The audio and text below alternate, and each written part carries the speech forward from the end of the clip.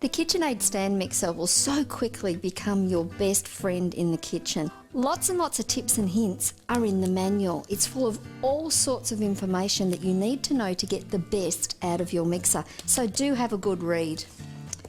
The stand mixer is a solid metal construction with a direct drive motor. And not only is it a pleasure to use, a pleasure to clean, it's a pleasure to listen to. I like to say that she purrs on the bench. And you can have the mixer going at top speed and still stand right beside it, carry on a conversation and enjoy the whole cooking experience. The speeds actually go from speed 1 all the way up to speed 10, and there are different jobs that are more suited to different speeds.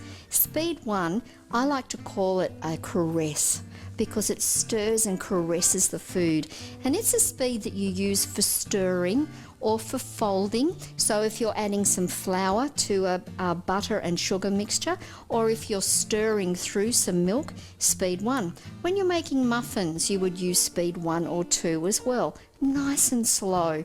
Going on to speeds 2 to 4, they're getting a little bit faster and starting to add a little bit more air into the mixture.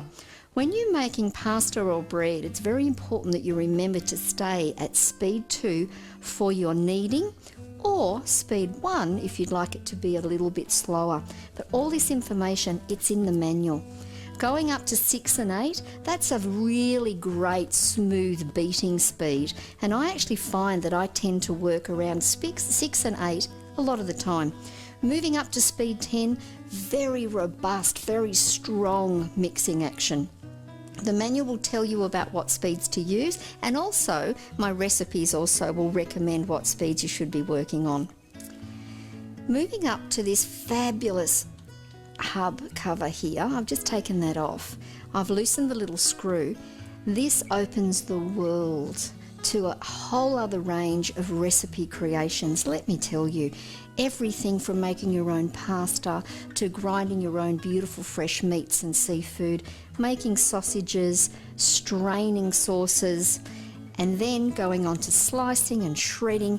That's where the world opens up and all your recipes and your creations come from.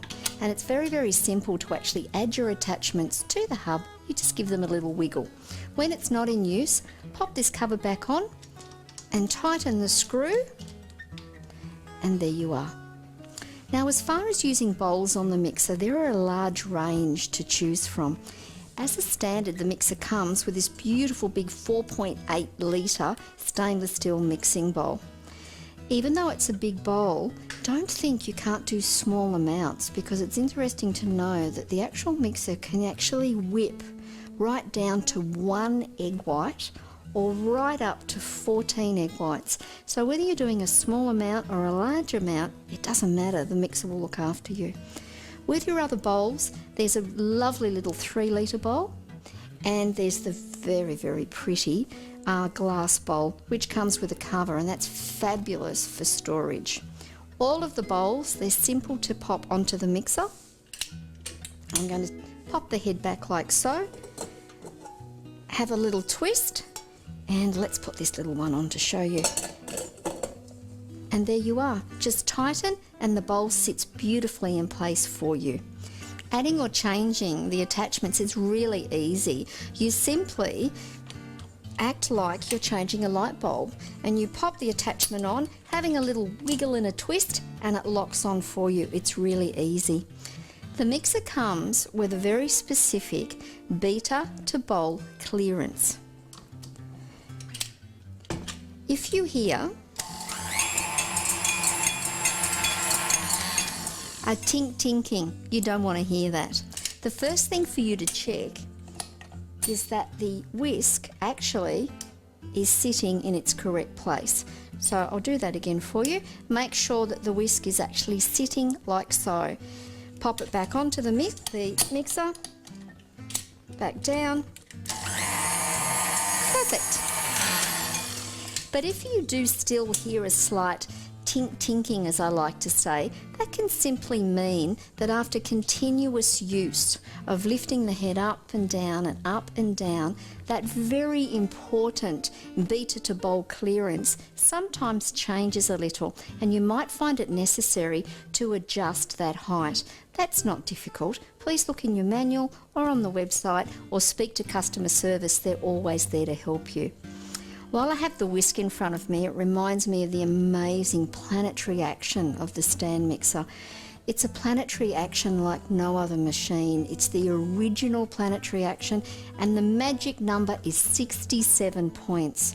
And the actual attachment spirals around the bowl, touching at 67 places. And that's where you get your amazing volume and your beautiful textures from that give you at the end a fantastic result and beautiful recipes. For those of you that bought the K5, this is a slightly larger model, and it may be the model that you've seen in a lot of restaurants. A lot of chefs like to use this particular model. But let me tell you, it's very similar in every way to the other model. It's just that it operates by a bowl lift, and let me show you. Instead of the actual head of the mixer lifting up and down, the bowl lifts up and down. It's very simple. Now, to take the bowl off or on, I'll just remove the whisk.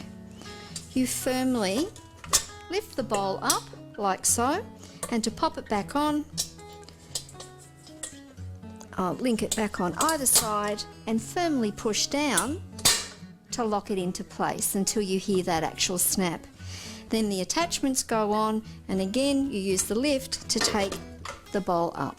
For all sorts of lovely recipes, tips and ideas, please visit the website, and don't forget, if I can give you a helping hand with any recipe questions, please come and chat with me on Ask Jo.